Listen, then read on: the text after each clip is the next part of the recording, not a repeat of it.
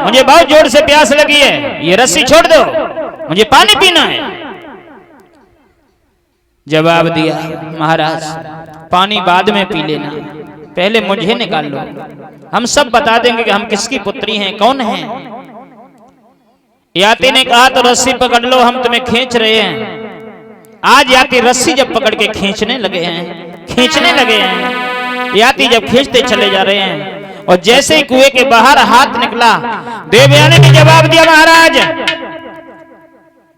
हमारे हाथ से वो रस्सी छूट रही है, मेरे भुजाओं में वो बल नहीं रहा, हम अब तक ऊपर आ जाएं, अब हमसे नहीं चल रस्सी सद रही है, थोड़ा ऐसा करो अपना हाथ बढ़ा करके मेरी कलाई पकड़ के मुझे बाहर निकाल लो।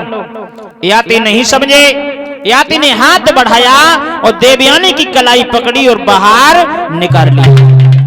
और जैसे ही बाहर निकाला, देवयानी खड़ी हो गई।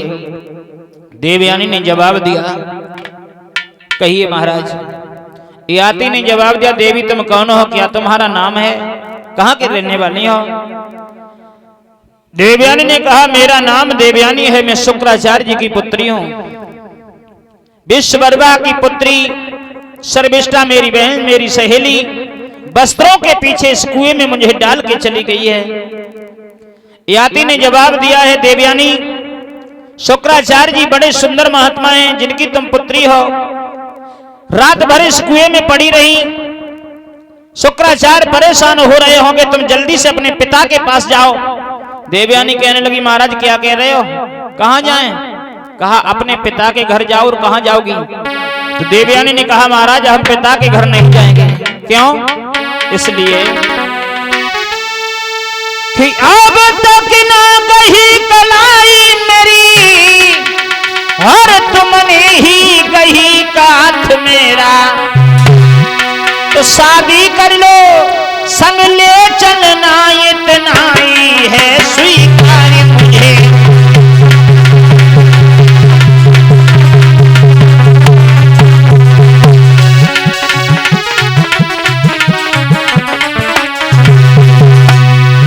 महाराज याति, अब तक ना कही कलाई मेरी, तुमने याद थमाए, संग में शादी करके राजन मोए महल में चला ले गई है।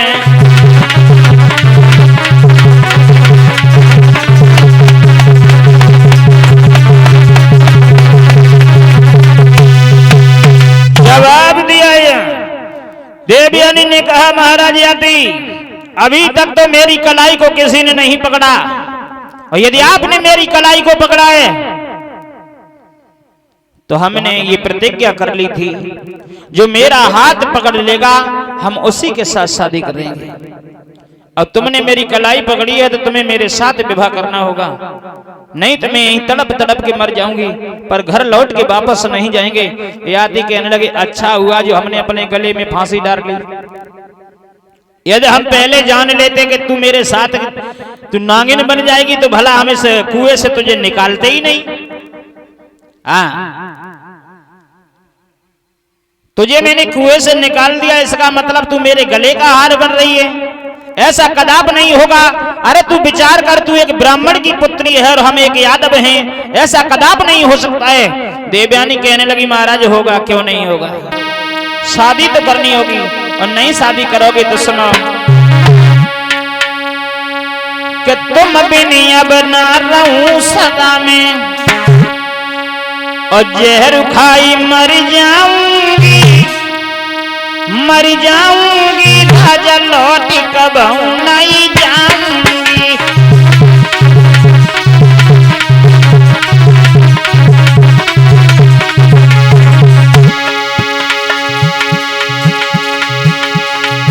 अरे जो तुम कहा करे हम सोई, और ना चाहिए मुई सोना चांदी, और हरदम तेल बजाऊं आपकी, तुम बिन नहीं रह पाऊंगी, राजा संग तुम्हारे जाऊंगी।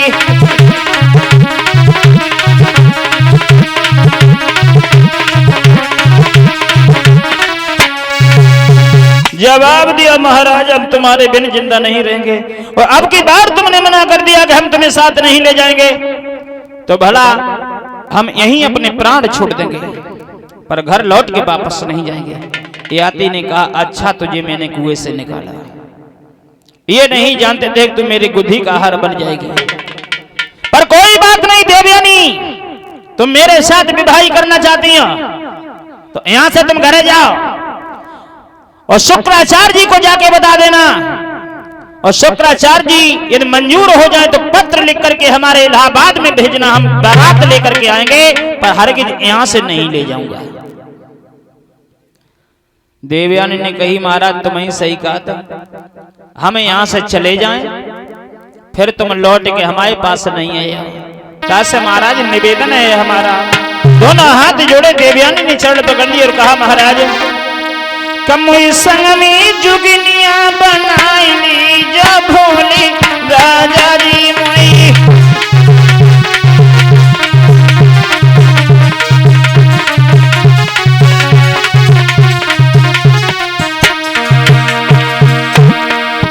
मैं अपनी संग लगाई जो भोले राजा जी मोई संग में जुगनिया।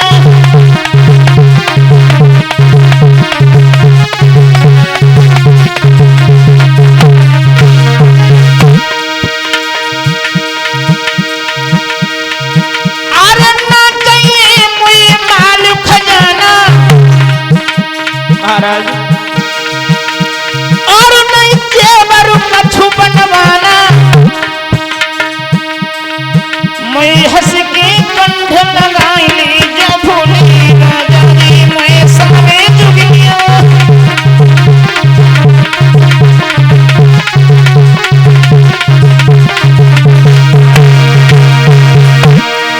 मैं सामने जुगिया बनाई जो भोले राजा जी मैं अपने संग निभाए कहिया भोले राजा।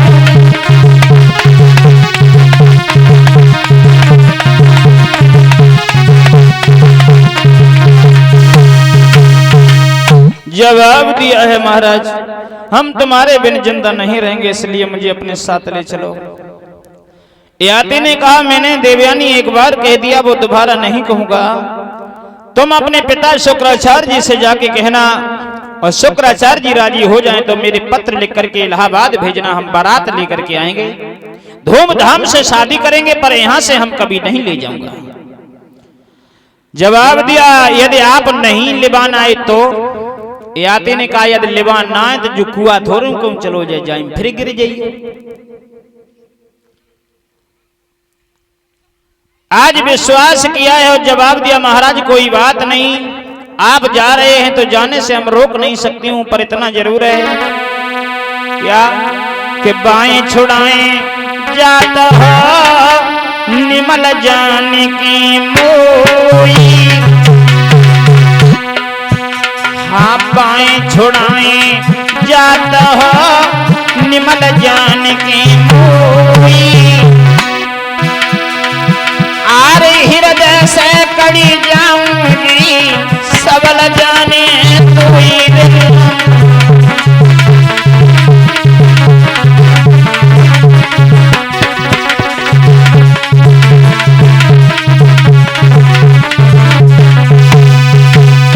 जवाब दिया महाराज मेरा हाथ छुड़ा करके जा रहे हो, पर तुम्हारी तस्वीर हमारे दिल में बस चुकी है, यदि आप लेने नहीं आए तो देवयानी दूसरे के साथ विवाह नहीं करेगी, पर अपनी आत्महत्या करके मर जाएगी। याति ने कहा चिंता नहीं करो देवयानी, विश्वास रखो, या तुम पत्र भेजोगी तो हम तुम्हारे साथ विवाह जरूर करेंगे। आज देवयानी वहीं से वापस चली है, शुक्राचार्य जी के पास पहुंची, इधर याति आगे के लिए चले गए। शुक्राचार्य जी ने कहा देवयानी आज रात भर तुम कहां रही हो, पूरी रात हम तुम्हें तलाश करते रहे, हम तुम्हें देख नहीं सके। देवयानी ने हाथ जोड़े जवाब दिया पिताजी जो तुम्हारे शिष्य विश्ववर्मा की पुत्री सर्विष्ठा मुझे यहां से ले गई और वस्त्रों के पीछे मुझे जाके कुएं में डाल दिया, और आपको भी भिखमंगा बता रही थी और हमसे भी बुरा भला कह रही थी। जैसे ही शुक्राचार्य जी ने सुना कि हमारी पुत्री को कुएं में डाला, मुझे भिखमंगा बताया, शुक्राचार्य जी ने जवाब दिया, देवयानी, जिस राज्य में जिस शिष्य के यहाँ गुरु का अपमान होता हो, वहां गुरु को एक क्षण भी नहीं रुकना चाहिए। हाथ पकड़ा, चलो हमारे साथ, अब इस राज्य में हम नहीं रहेंगे। और चलने के लिए तैयार हुए, पर जैसे ही विश्वकर्मा ने सुना कि हमारे गुरु रुष्ट होके जा रहे हैं, तो दौड़ के आया, चरणों पे गिर पड़ा, जवाब दिया, गुरुदेव, आपके बिना मेरा कल्याण नहीं होगा। ये सच भी है, गोस्वामी तुलसीदास ने लिखा है रामचरितमानस में।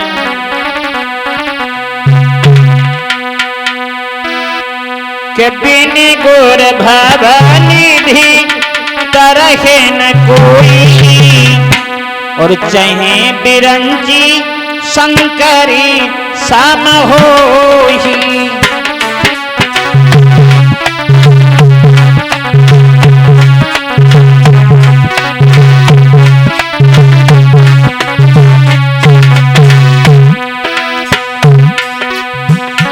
गोर भवनिधि तरहे न कोई, चाहे बिरंजी शंकरी सम